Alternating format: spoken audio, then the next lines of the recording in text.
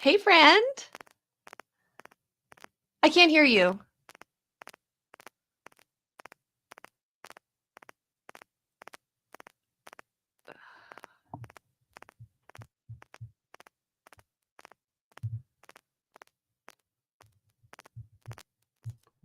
Can you hear me now?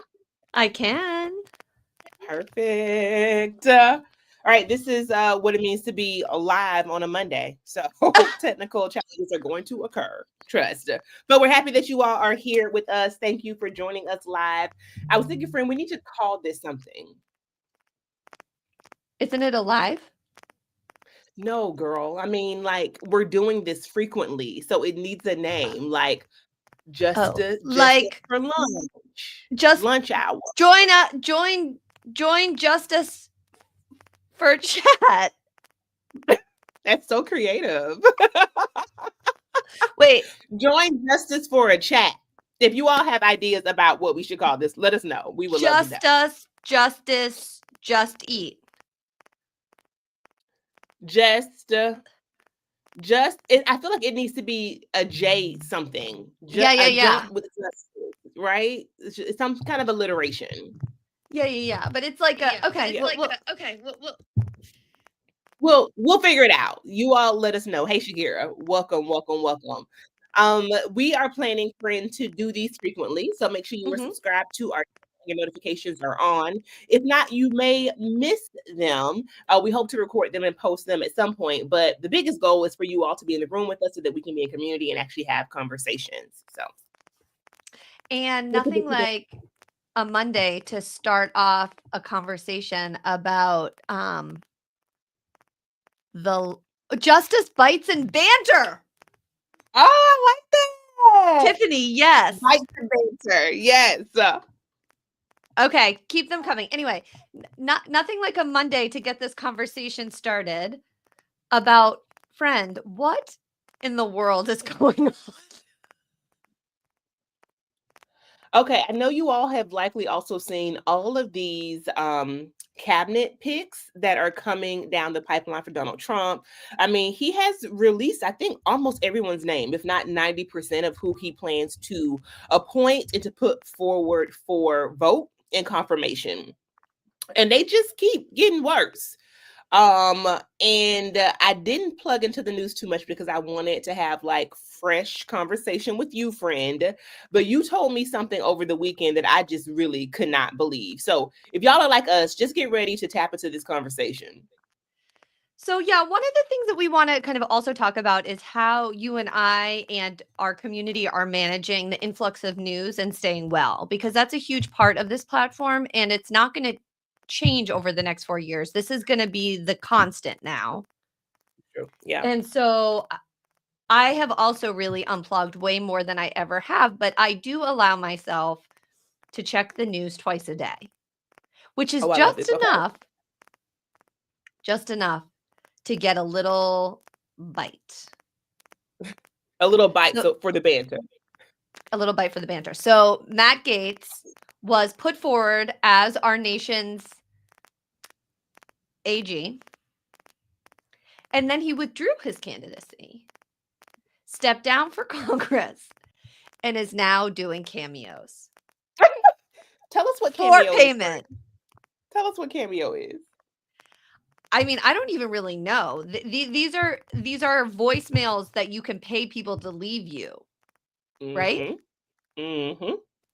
So like you pay a certain amount of money, and Matt Gaetz could be like, "Hey, Tashira, have a great Thanksgiving," and he makes money, and you receive that message. And we were just talking with our producer Roger, about the fact that evidently his family is quite wealthy. And so the fact that this is not something that he needs to do. And for me, it is just such an obvious, like, nod to how politics and the MAGA Republicans have, they are a caricature of themselves. Because why? But I can't, it's so horrifying. Is the country a joke? Yeah. Is this like a bad fever dream? You couldn't even write this in a way that's believable. You could not. You could not. Ryan Murphy probably will have another, because he already, I think, had one season of American Horror Story that was a nod to our political times in the US, but I think another one has to come from this. But can we just take a step back and talk about Matt Gaetz as a person? Like, talk about some of the allegations and why he stepped down. Well, there has been an ongoing investigation while he's been in Congress, based on him allegedly having sex with underage girls and trafficking in young women. He also just has a very strange story. What do you mean? Like, he adopted a kid. There's some strange parts about his story that I've always been like, wait, that doesn't make sense. That doesn't make sense. And then when he was put forward as AG, I didn't even know he was a lawyer. Me either. What is he? I wouldn't be surprised if he wasn't, given the other cabinet picks. No, I think you have to be a lawyer to be the head of DOJ. Margot, the lady from the WWE is going to be the head of DOE, and she doesn't believe in public education. Don't act like stranger things have not happened. I don't know. Is that constitutional? We cannot assume that. Elon Musk is also running our country.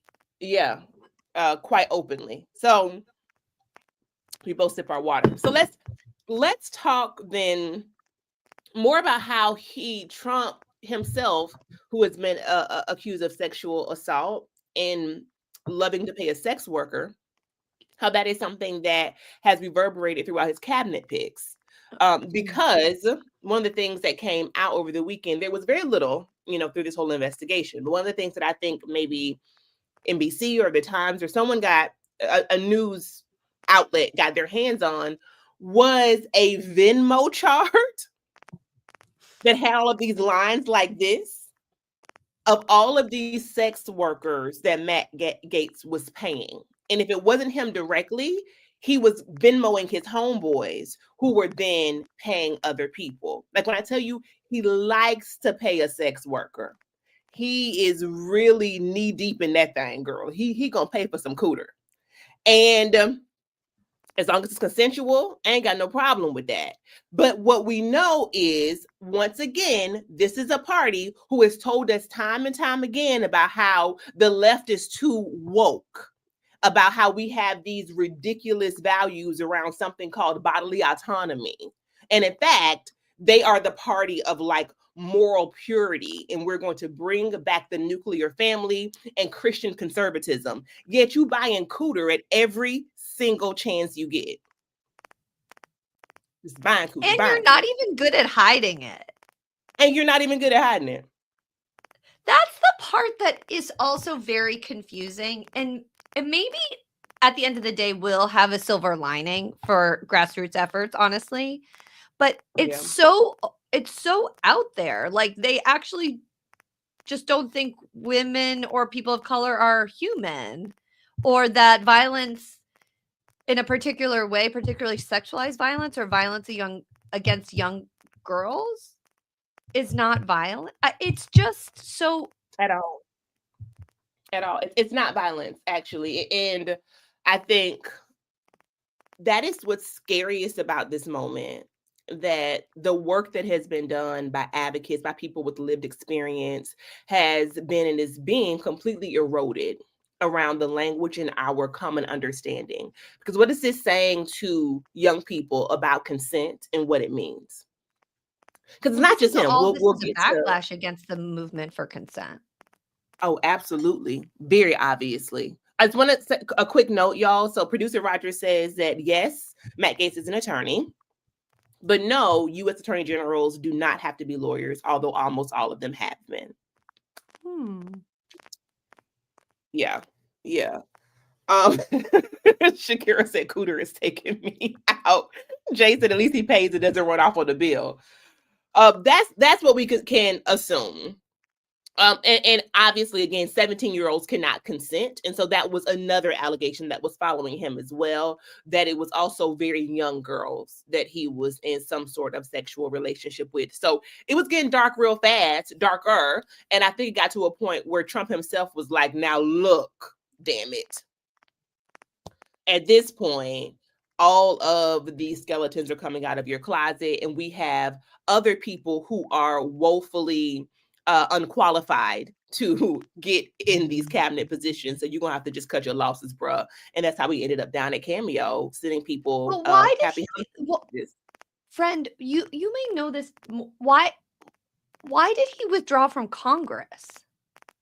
Because from my understanding, a producer Roger check me or someone in the comments, is that was his way of ensuring that the investigation would not continue if he was not a member of Congress.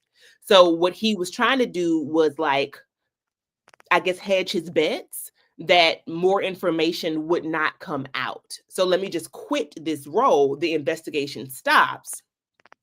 And then, but does the investigation stop, or can Trump or whoever is elected can stop the investigation, but only if he's not in Congress?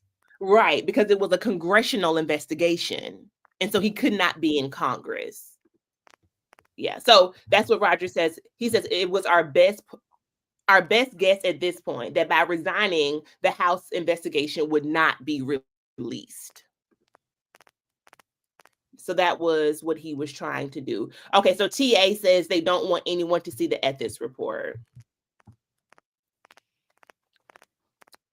So that is what he was attempting to do until, like I said, things just got too dark. Because, again, Trump got other accusers, other people who had been accused of sexual assault that he just loves so much, including, what's his man name? Hegseth, Margot?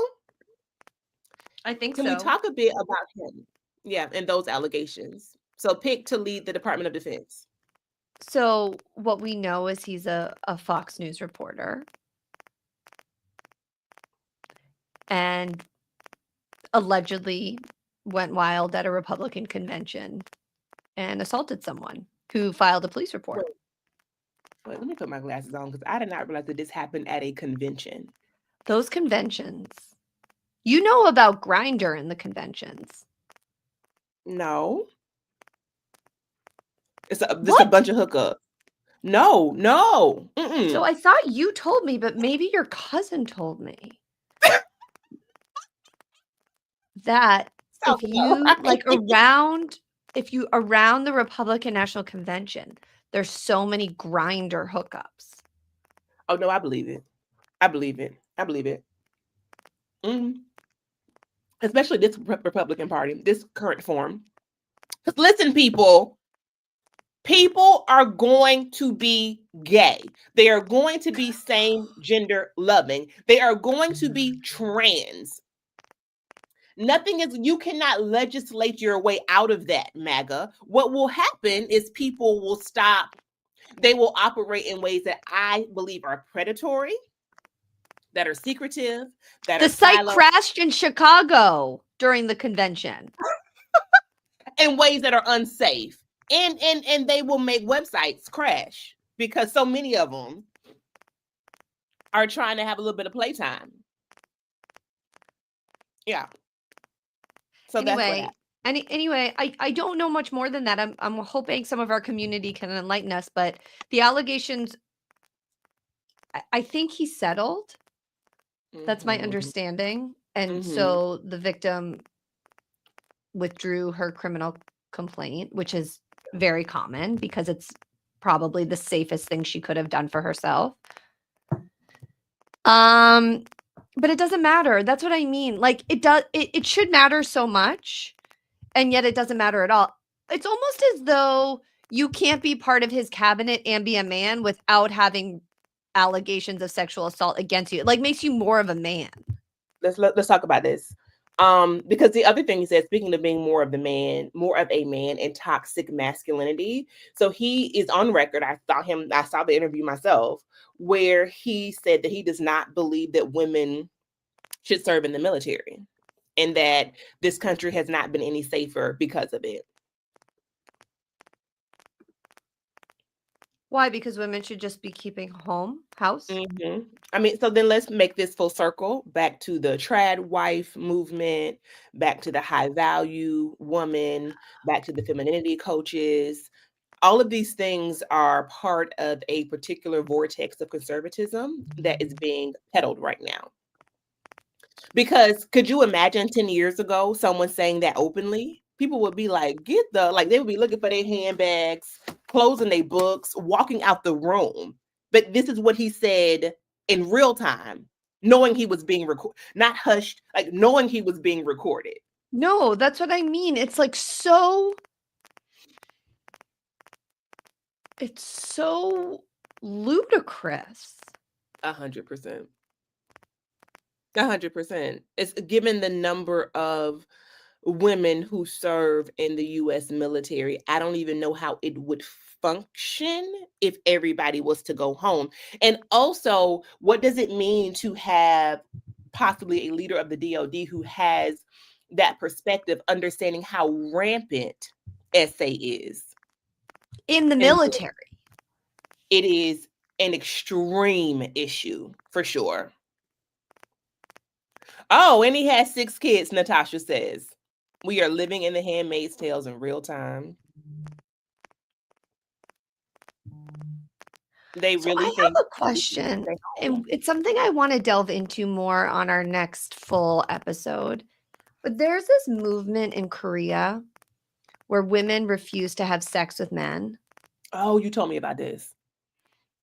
And there's also a movement among some Orthodox Jewish communities on Fridays. You're supposed to have sex, but they're not when they're mad at their husbands or something. Like they join together and don't have sex with their husbands or something. I don't know. I need to get more details about this before I report on it.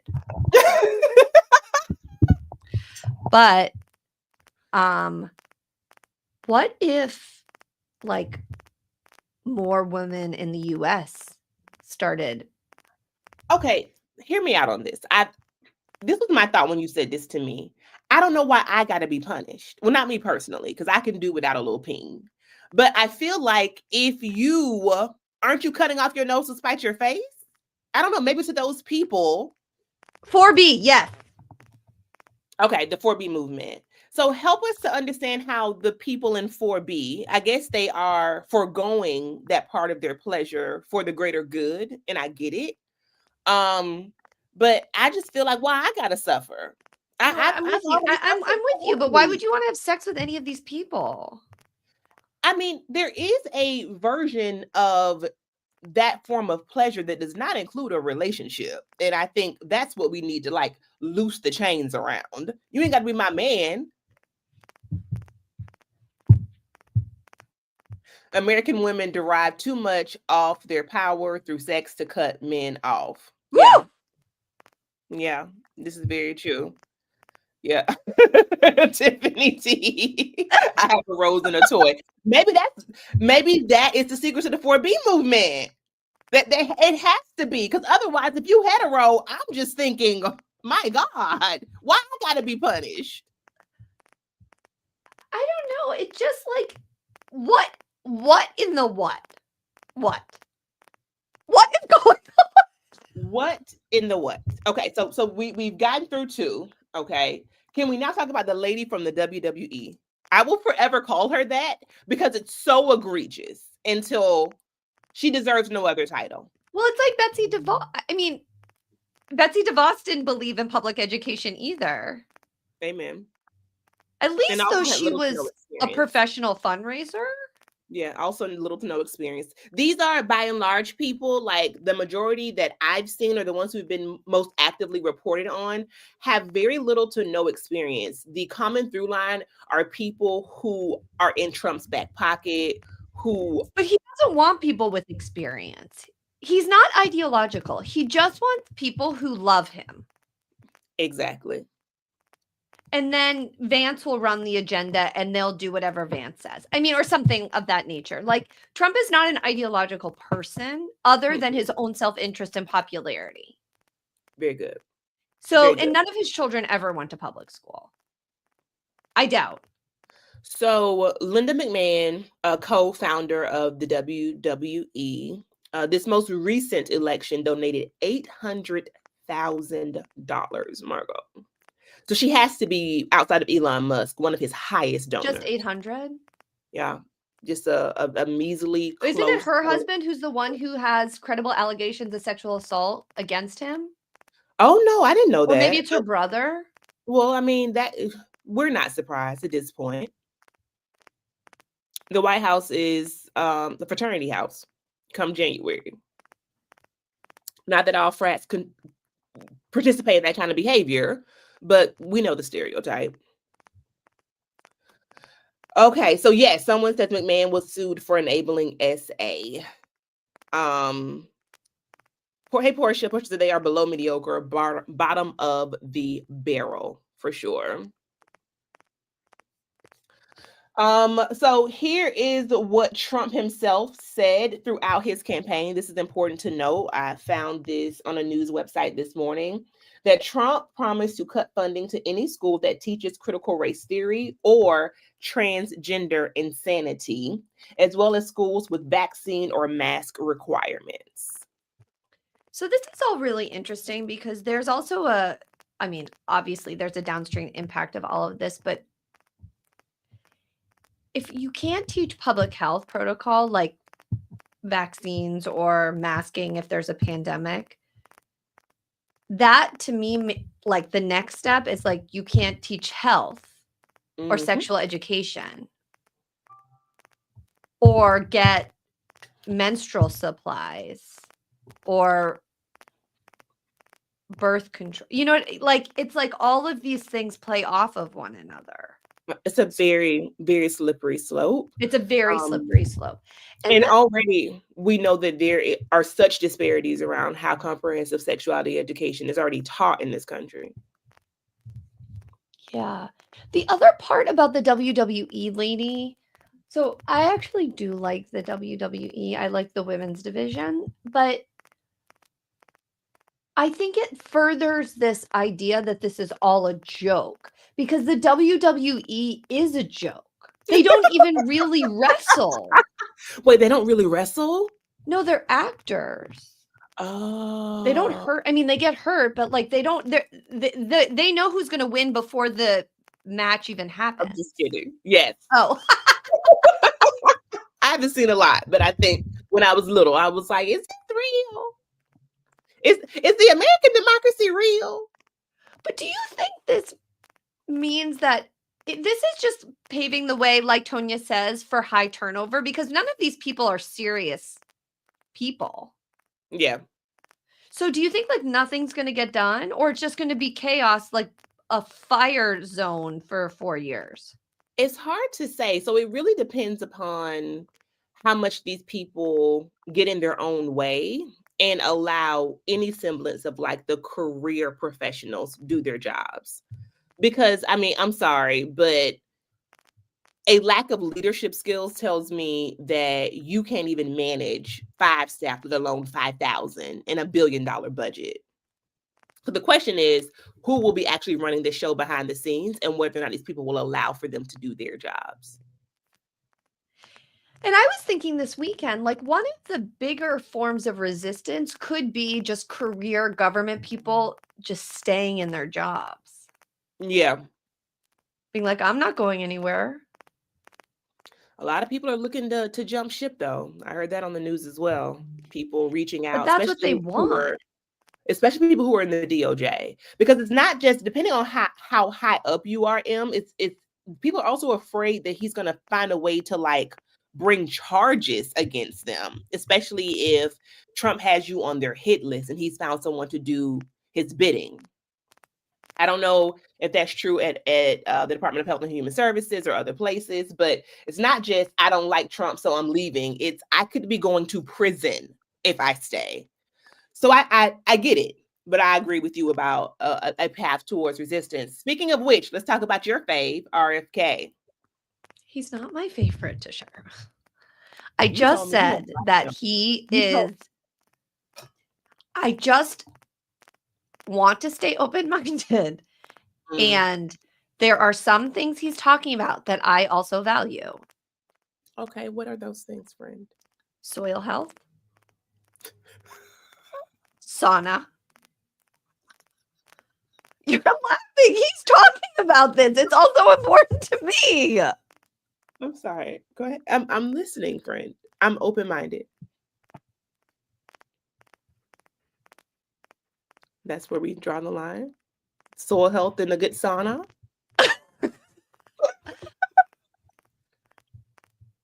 Food quality. Food quality. This is true. Rest.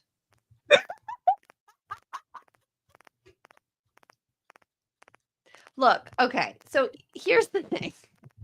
Tell me. I'm in this holistic health program, right? And Yes. everyone is like rah, rah, rah, RFK.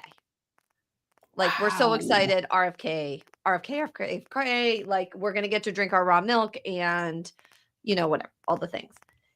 And my program came out and said something not political, saying, we're not making a political statement, but hopefully preventative health will look and be more accessible to more people. I agree with that. Do I agree with anything else he stands for? No, I believe in vaccines. I believe in public health. I believe in research. I believe in science. I'm not clear he does. Yeah, he's not the only one. We'll get to Dr. Oz in a minute. But I think Dr. Oz is worse, by the way. Okay. Let me just give my reactions to RFK. Because I do recognize that a broke clock is right twice a day. And there are things that we can find points of intersection with this person.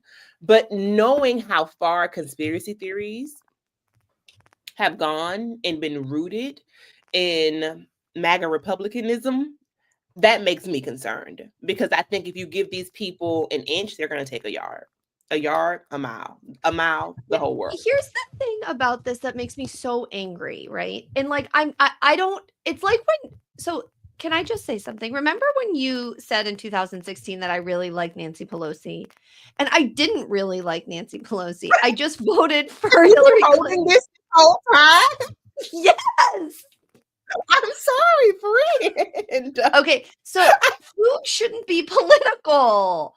So, like, me saying that I believe in soil health shouldn't mean that I'm an anti-vaxxer.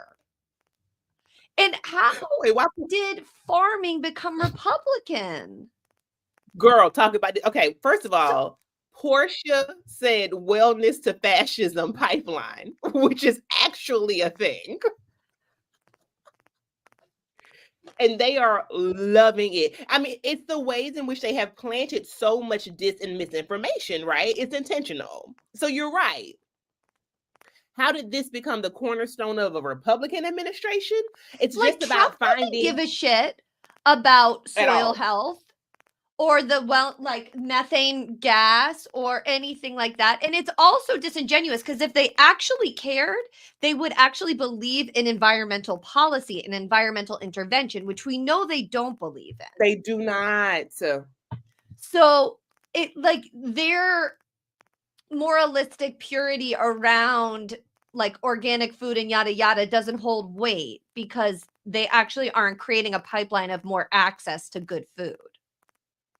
Do you think this is another pick that's just kind of like someone who has some controversy around him and that's what Trump likes?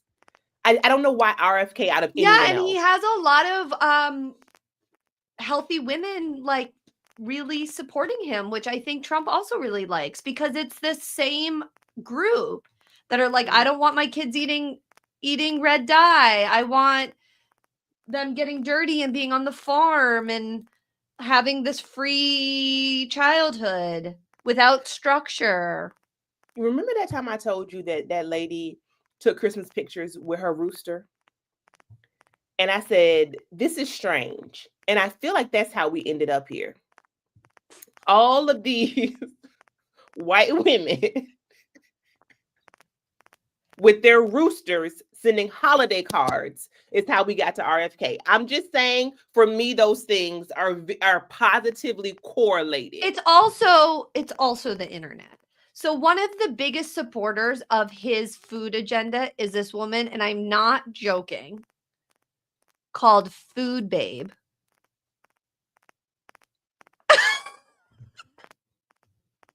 That's literally her handle. Food Babe. She also used to be like an elector from Michigan. She used to be a Democrat. Of course.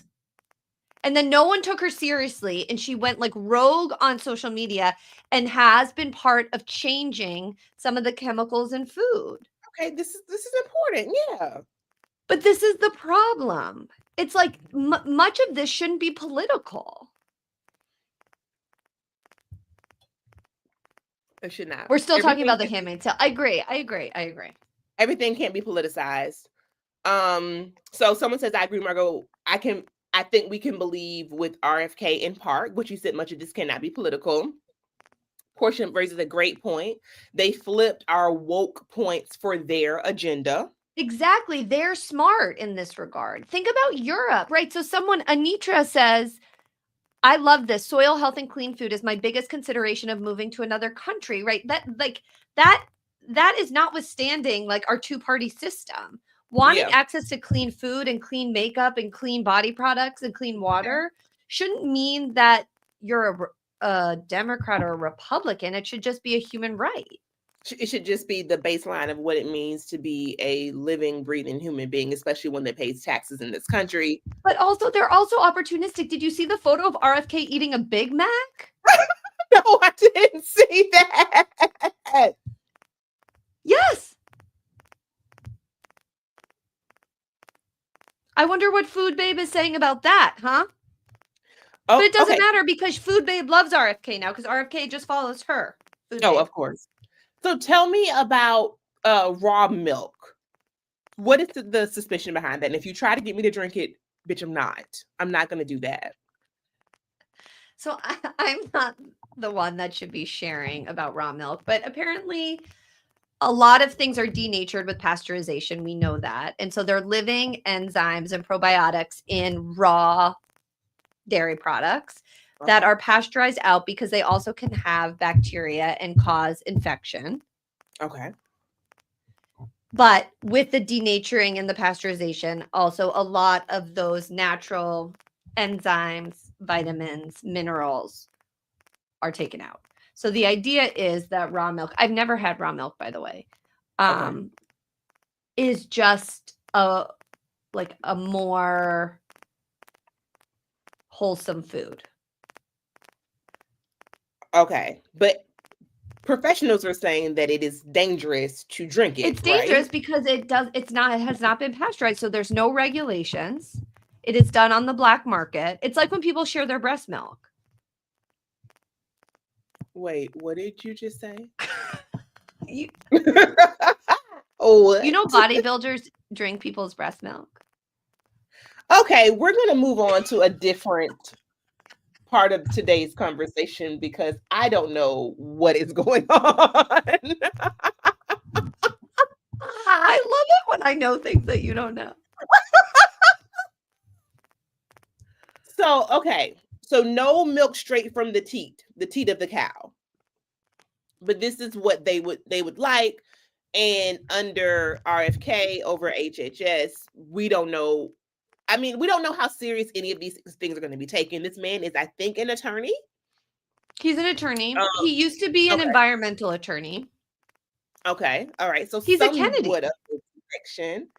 We know he's a Kennedy. So, he also has a history of drug addiction and violence. And I really wanted to bring that up, but I understand what sobriety looks like and how it is very important, and that there are many people who have struggled with addiction and have moved on and created vibrant, loving, healthy lives. But to some degree, I do think there is some irony there as well that that's the obvious. So I had to state it. But, okay, so we got through RFK. Dr. Oz, sound off, friend. So you know more about Dr. Oz than I do. Dr. Oz to me is just a personality. I didn't even know he was really a doctor. He is. He's really a physician, and he actually a group of professors demanded that he step down from a staff position at Columbia because they're like, this man is touting conspiracy theories. He actually does not believe in science. Why is he attached to a university? And evidently, quietly, Columbia split ways with him in 2022. So Dr. Oz, for folks who don't know, or you may be too young to remember, was like on the Oprah squad. Remember Oprah had all Dr. And Phil, Dr. Phil. Oz. Wasn't Dr. Phil at RNC? Oh, yeah. I don't know what's going on. Some of Oprah's picks, whoa, they have gone rogue. And so yes, so now Dr. Oz, is it Surgeon General? Roger, what's the position for Dr. Oz? Head of Medicare and Medicaid, I think. Gotcha. Which is one of the largest social safety nets of the country for indigent families and elderly people. And so that pick also seems like a joke because I imagine he doesn't believe in Medicaid and Medicare. So here's what the New York Times reported November 22nd, or on the 20th, and it was updated on the 22nd, is that Dr. Oz tapped to run Medicare, has a record of promoting health misinformation. And a lot of this was around the pandemic, y'all. You know, he's been called America's doctor, but what the 10 doctors who called for him to be fired from a faculty position at Columbia said is that he had shown a disdain for science. And I think it's important to note that he has a lot of ties to big pharma and a lot of the weight loss, specifically drugs and the miracle drugs, this miracle herb that have no backing in science or relative data to support their utility, are companies that he has investments in. And we see this throughout administrations. We see this in Trump's cabinet picks. These are people who have financial interest in deregulation or certain regulations, and certain tariffs or not, right? These are people who want to see particular industries flourish and are going to be in positions to influence that to happen.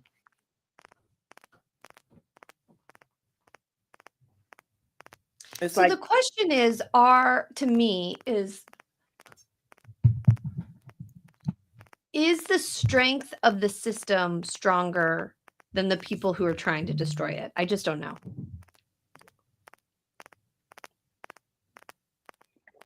Well, that's a constitutional law question. Right, because at some level, I mean, I guess it also, I imagine, depends on what the Senate does and Congress in terms of approving these candidates. But it seems like all the Republicans are just going to stay in line. Yeah, I agree with that. These hearings are going to be very interesting to watch, to see what kind of questions they're asked, what kind of information comes out. But at this point, I'm going to be honest with you, friend. I don't know how other people feel who are joining us today. I'm just not feeling hopeful. I almost kind of see these cabinet picks as being already signed, sealed, and delivered. Me too. Oh, you mean like hopeful about them not being approved? Exactly. Oh, yeah. I think they'll all be approved. Yeah, this is what it is. But I don't think they'll stay. So that's the thing. Like, someone here said something that was so interesting, that Sharon said that the picture of RFK eating the Big Mac with the president-elect, that Donald Trump did that to embarrass RFK. Like, he is not a good person. That is so unkind as a way of like blackmail. And so I just like, these are not relationships built on respect and integrity. Oh, for sure. For sure. So what happens when RFK does or says something that Donald Trump doesn't like, and then he just fires him? You're fired. You're fired. Mm-hmm. And then what? Yeah. They have to hire someone else. I mean, so that makes me think about how he loves these TV personalities. So, you know, Dr. Oz, the lady from the WWE, and he wants people who have these provocative personalities and these bigger than life sensibilities. Back to your point about him not being particularly ideological. Oh, someone says that photo of RFK was him getting hazed. I believe it. I believe it too. I mean, that's what it felt like. Oh, and also Hexeth, a Fox News host. So it's these people that are tied to this public image of who Trump sees himself as, that he's going to make sure he has around him. And come January, this is who will have the nuclear codes for this here United States of America. So, any additional thoughts, friend, about these picks? What should we be looking out for? And also, I think someone probably needs to be reminded of how these executive positions, executive branch agencies and administrations affect our daily lives. Well, you answer that first because I have a thought, but I don't know if it's what people are going to want to hear. Well, I'm not feeling very hopeful today. So let's just say drink our water, grease our scalps, mind our business. Self-care is, I think, the primary thing in order. And I also really like your idea of checking the news twice a day and also diversifying. I would add diversifying our news sources. I like podcasts. I like the New York Times app.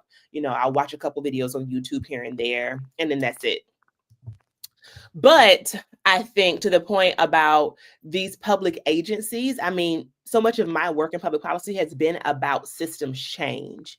And so when we talk about whether it is HHS or Medicaid, Medicare, these agencies, DOJ, they play a tremendous role in people's daily lives. This is how the presidential agenda is carried out. This is how legislation is effectuated. It runs through these federal agencies, who also have a tremendous funding responsibility. Federal dollars make up a huge component of state and local, like, safety net, of the safety net, right? So a child welfare department, for example, in a state or in a local jurisdiction cannot run without HHS dollars. The Children's Bureau is part of that system. And so we might think this is so far removed from us, but actually it is just as important as any other role. Yeah, absolutely. The trickle down and how it's going to impact kind of cities and towns and the systems that we, use, like the highways, stoplights, Social Security, FEMA, disaster relief, like all of those things, I think, are a big question. The one thing that makes me kind of, I don't know if hopeful is the right answer, but like pause, is Trump really doesn't like it when people don't like him, or when certain people don't like him. Let me put it that way. Mm-hmm. And so if there's another natural disaster in the South and they've gotten rid of FEMA and there's no food or water, people are going to be upset. Understandably, because they're going to die. The fact that we have to say this shit with a straight face, no food or water in the United States as a result of the elimination of FEMA. So those are questions I have. I don't have answers for that. The one thing that I've been thinking about is, particularly in the area of my work, which is domestic violence and SA. Why would anyone who lives in a very conservative place feel safe reporting?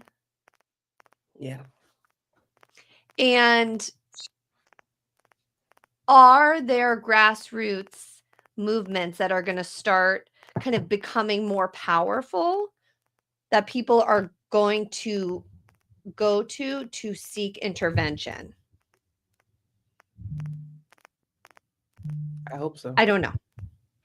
I hope so. It's this thing that we often say at protests, which is it's a chant: who keeps us safe, we keep us safe. And I think that goes on from the micro level to the macro level, from our interpersonal relationships, our neighbors, our faith-based institutions, all the way up. I think we have to talk about what it means to provide mutual aid and resources, what it looks like for us to keep ourselves safe, and not just say physically, but also mentally and spiritually, every single way, emotionally, etc. Because they just ain't gonna do it. And at the end of the day, these are not people who even have it to give if they wanted to. Right, that's the other part. It's like, what would it even look like if they promised it? And these are huge federal agencies, Margot. Speaking of which, we cannot leave here without talking about Vivek Ramaswamy and Elon Musk, who are going to tag team. They're going to tag team a department around spending. I think, what did they say? Federal spending and waste. So Elon Musk, who was in the family picture with Donald Trump when he gave his acceptance speech. You know, he just loves the Trump family so much. Elon Musk, back to your point about certain things not even needing to be politicized, but you would think someone who, given his role with electric cars, would be an environmentalist, yet we're here with MAGA Republicans.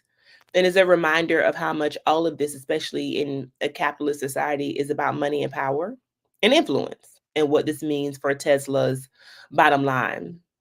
And what is it? Space? What is it called? Space K? SpaceX. SpaceX. Wrong letter. SpaceX.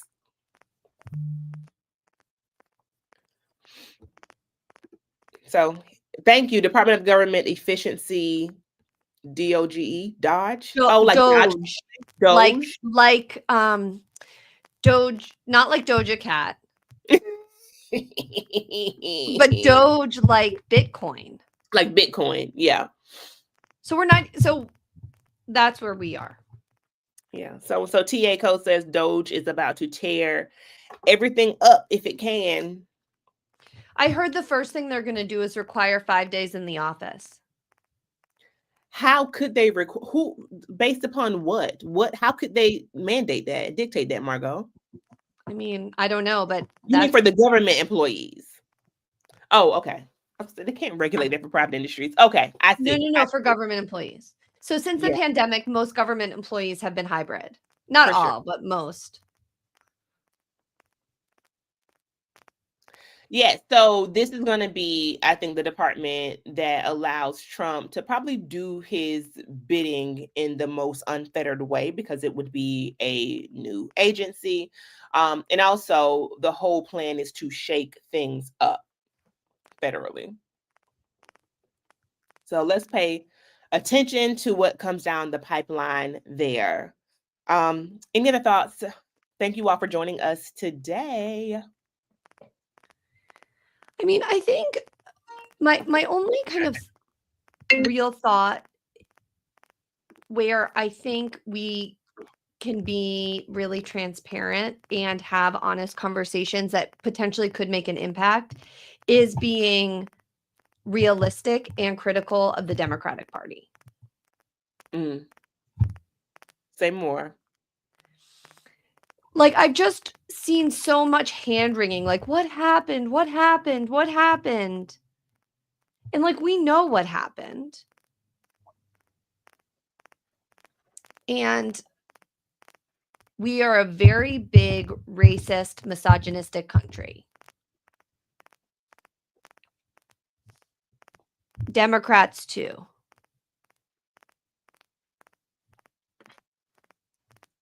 I need to get some notes, girl, because you just took us to church. Let me just write it down. And I just don't understand why we can't just say the thing. It's not that I agree with any of it, but we know. We know what it is. And I think that the reason that so much of the wokeness was able to be ripped apart is because it was never rooted in real systemic change. It was never rooted in things like reparations. It was never rooted in truth and reconciliation and restorative justice. It was always a band-aid on a gunshot wound. It was always just about the terms and sounding correct. It was never about true change. It was never It was about soundbite culture. It was performative. It was black squares. It was performative.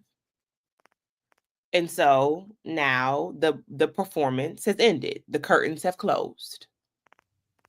And the question is, what is next for the Democratic Party? And I agree with you. It starts with being honest. And people do not want to dismantle privilege. And that's what honesty requires. And the way things have been done. What if we thought about running differently? What if money looked different in the Democratic Party? What if we were looking for different sorts of candidates? I don't know. I mean, I am not interested in being in politics anymore, but I think we have to do some real soul searching if we have any hope. Thank you for that, friend. Well, I don't know Okay, if it's you like all. thank me. It's depressing. It's very depressing, but I mean, I thank you for putting it so succinctly, because I think we all need to hear that. Because if we don't start to accept that very real reality, like sooner rather than later, this is going to be a long 4 years, y'all. Or 8 or 12. And also, if we don't learn how to disagree and not just like I really believe we need to be able to disagree and not write people off so quickly. I don't know how to, again, we can only do what we can do, but the whole fact that RFK is now a Republican, just as an example, he's not a Republican. Yeah. He's an opportunist too. They're all opportunists. That's who's running the federal government, and arguably who is drawn to politics, right? And back to your point about our systems being strong enough to root those people out, I think right now we have systems that are privileging those people and those personalities. But I love Sharon's point about we have 4 years to support a third party choice that could actually win. And that's what I've been thinking a lot about, friend. We understand how the two-party system has not fared well for many, many people in this country. And I talk about this all the time. And I think the way that Democrats, in my opinion, fumbled the bag this time around just makes me very hesitant to believe that I could credibly vote Democrat in 2028. And so what I would love to see is a third party candidate or candidates who become very strong and are able to enter the conversation in a real way, because we have got to have more fucking choices. We really need to. So, and someone says, start by pushing the younger politicians. We are tired of seeing 80-year-olds run for office. The fact there was no Dem primary was mind blowing. We talk about that a lot. And yes, Portia says Working Families Party. You know how I love them. I agree. Okay, you all, thank you so much for joining. We will have more of these conversations for sure. We were in studio, or we dropped an episode in studio last Monday, and the next Monday will be another one. So we're going to try to get into this bi-weekly cadence of being here live on YouTube, and then the following week dropping online or all across the internet where we have been in studio. Right, friend? Yeah, and then in the new year, we're well, an announcement is coming soon, but we're going to be dropping a Substack in the new year, which is going to follow up on some of these live conversations and try to source some of the things that we're reading and digesting, and hopefully to be able to have conversations with you all as well. So we thank you all, and stay tuned for our next episode. We'll see y'all soon.